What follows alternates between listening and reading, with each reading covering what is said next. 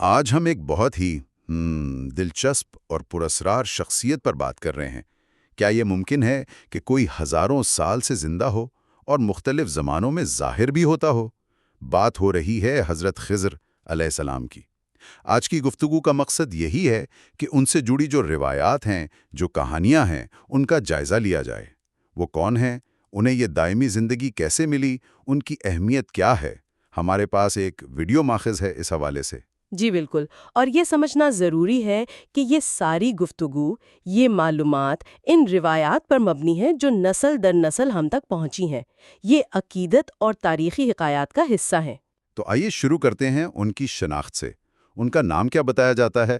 بلیہ ابن ملکان۔ جی، نام بلیہ ابن ملکان اور کنیت ابو العباس کہی جاتی ہے، اور خضر جو لقب ہے اس کا مطلب ہے سبز۔ اچھا، سبز۔ اس کی کوئی خاص وجہ؟ وجہ یہ بتائی جاتی ہے، یعنی روایت ہے کہ وہ جس خشک جگہ پر بھی بیٹھتے تھے وہاں ہریالی چھا جاتی تھی، سبزہ اگاتا تھا۔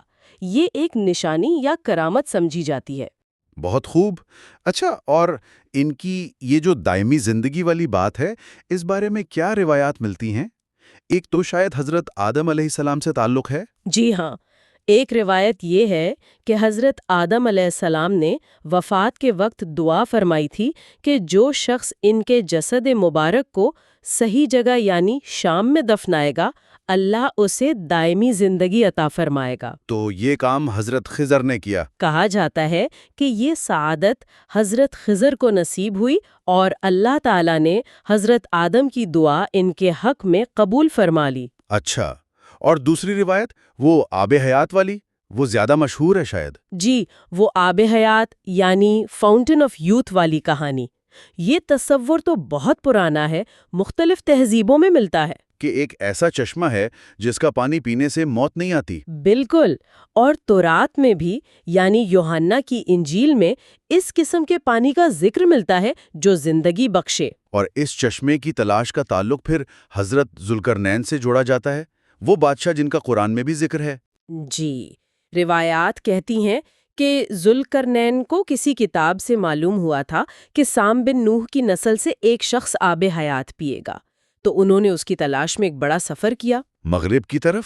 جی، مغرب کی جانب، اور پھر انہیں پتہ چلا کہ یہ چشمہ کسی اندھیری جگہ پر ہے جہاں 360 چشمے ہیں۔ تو انہوں نے کیا کیا؟ انہوں نے 360 آدمی چنے، ہر ایک کو ایک مچھلی دی اور حضرت خضر علیہ السلام کو اس مہم کا سربراہ بنایا۔ اچھا، پھر کیا ہوا؟ قصہ کچھ یوں ہے کہ حضرت خضر ایک چشمے پر پہنچے، وضو کرنے لگے تو مچھلی ان کے ہاتھ سے چھوٹ کر پانی میں چلی گئی اور زندہ ہو گئی۔ زندہ ہو گئی؟ جی، زندہ ہو کر تیرنے لگی۔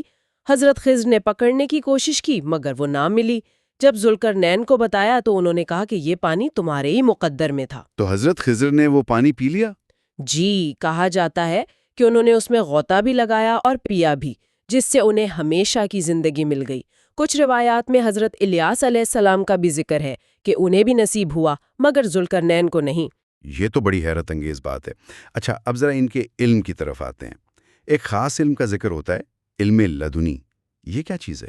علم لدنی یعنی وہ خاص علم جو اللہ تعالیٰ براہ راست اپنے کسی بندے کو عطا کرتا ہے۔ یہ سیکھنے سکھانے والا علم نہیں، یہ باطنی علم ہے، ایک خاص حکمت۔ اور اسی سلسلے میں حضرت موسیٰ علیہ السلام کی ان سے ملاقات کا مشہور واقعہ قرآن میں بھی ہے نا؟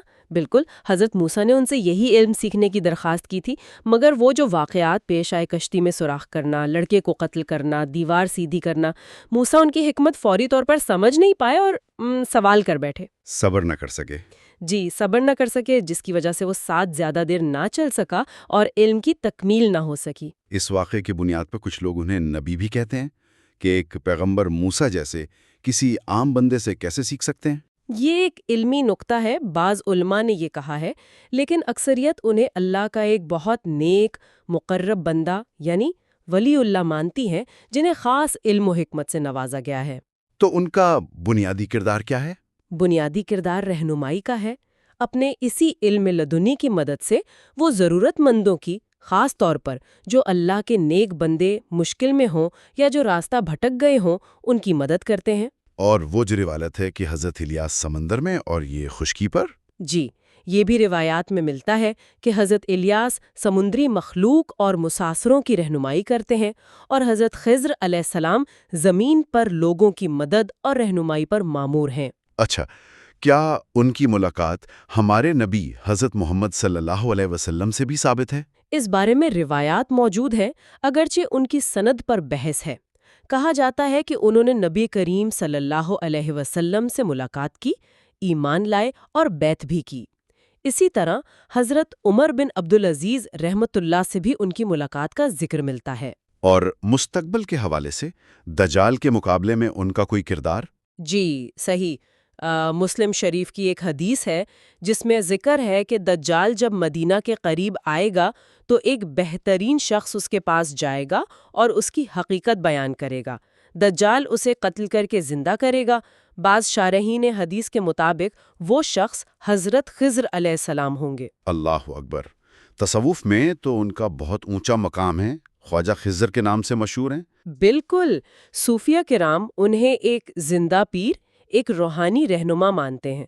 بہت سے بزرگوں نے ان سے ملاقات اور باطنی فیض پانے کا ذکر کیا ہے۔ ان سے علم دین سیکھنے کی روایتیں بھی ہیں۔